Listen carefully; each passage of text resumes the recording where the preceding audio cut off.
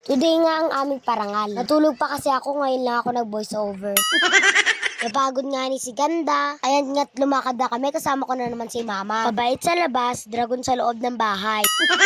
Nurse Sis Yarn. Ayan nga yung nirequest kong regalo sa akin nila Papa. Dito nga ay naghihintay na lang kaming matawag. Ayan nga, kami na nga. Chantel Eliza E. Abeneda. Chantel Allison po. Batang May Kalingalan.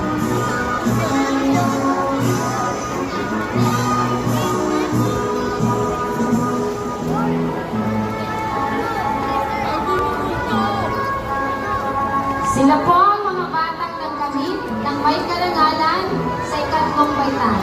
Ngayon naman, Pagkatapos nga ay nagutom na kami. Kaya ito, kumain muna kami ng mga friendship ko at konting maritesan. At syempre, kagati ng medal. At ayun, kumuha na nga si Mama ng free breakfast para sa akin. At ayun, pumunta na nga si Mama sa kameritesan niya. Mula umpisa ng program yan sila. Ilang buhay na kaya ang siniraan. Tapos ayun, binuksan na namin ang aming mga ligaro.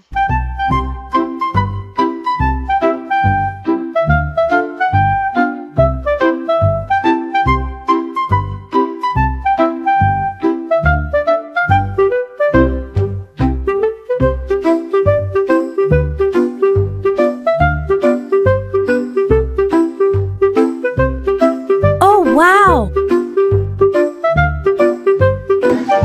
Lahat ng tayo'y magbabot. Singap sa ating singko. At magsigaw tayo na parang nasabot.